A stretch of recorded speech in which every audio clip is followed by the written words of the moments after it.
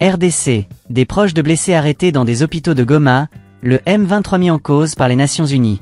Goma, République démocratique du Congo. Dans une série d'événements qui ont suscité l'indignation internationale, des combattants présumés du groupe armé M23 ont été accusés d'avoir arrêté au moins 130 personnes dans 2 hôpitaux de Goma, une ville stratégique de l'Est de la République démocratique du Congo, RDC.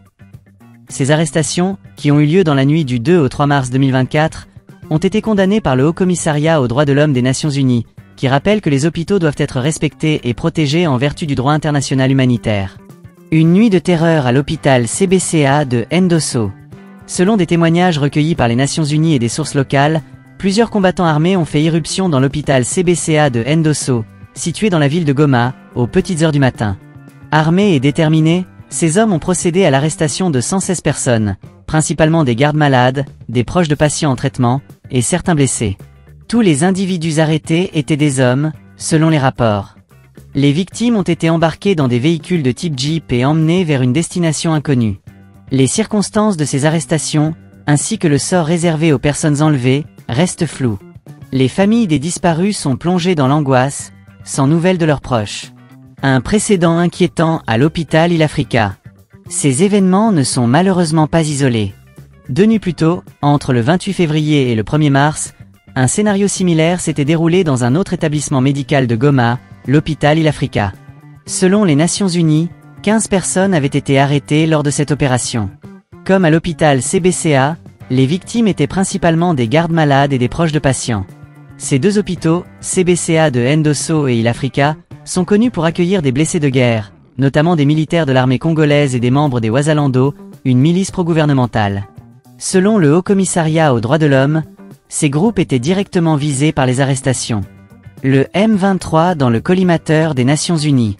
Les Nations Unies ont directement pointé du doigt le groupe armé M23, qui contrôle Goma depuis fin janvier 2024.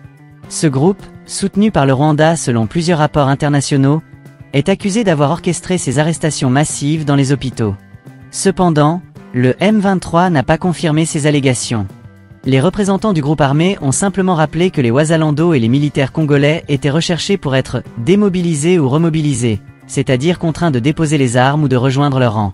Avant de prendre le contrôle de Goma, le M23 avait lancé un ultimatum aux militaires congolais et aux miliciens Wazalando, leur demandant de déposer les armes sous peine de représailles. Ces arrestations dans les hôpitaux semblent s'inscrire dans cette logique de répression. Une violation flagrante du droit international humanitaire. Les actions du M23 ont été vivement condamnées par la communauté internationale.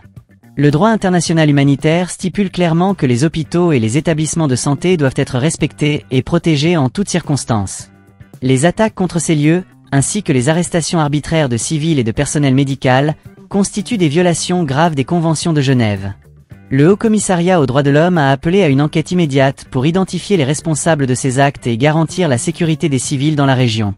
Les Nations Unies ont également exhorté le M23 à respecter les droits fondamentaux des populations locales et à cesser toute forme de violence contre les civils. Une situation humanitaire alarmante. La région de l'Est de la RDC, et particulièrement la ville de Goma, est plongée dans une crise humanitaire profonde. Les conflits armés entre divers groupes, dont le M23, les forces gouvernementales et les milices locales, ont entraîné des déplacements massifs de population, des destructions d'infrastructures et une détérioration rapide des conditions de vie. Les hôpitaux, déjà surchargés et sous-équipés, sont devenus des cibles récurrentes dans ce conflit. Les arrestations massives dans ces établissements ne font qu'aggraver la situation, privant les blessés et les malades de soins essentiels et semant la peur parmi les populations locales. Réactions internationales et appel à l'action. La communauté internationale a réagi avec une vive préoccupation face à ces événements. Plusieurs organisations non gouvernementales, ONG, et défenseurs des droits de l'homme ont appelé à une intervention urgente pour protéger les civils et mettre fin aux exactions du M23. Le gouvernement congolais, de son côté, a condamné ces actes et appelé à une solidarité internationale accrue pour lutter contre l'impunité des groupes armés. Kinshasa a également réitéré son appel à un retrait total du M23 des zones qu'il contrôle, ainsi qu'à un cessez-le-feu immédiat.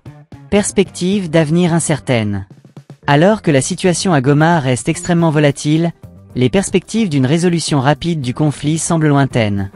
Le M23, bien qu'affaibli par des divisions internes et des pressions internationales, continue de représenter une menace significative pour la stabilité de la région.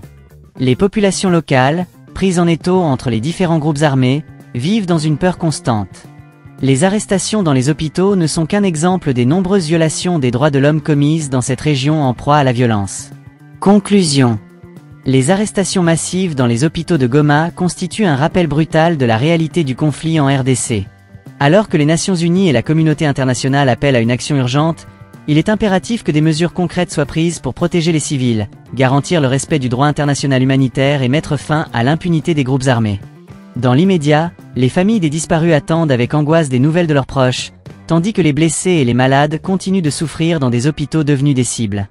La situation à Goma est un appel à l'action pour la communauté internationale, qui ne peut rester silencieuse face à ces violations flagrantes des droits de l'homme.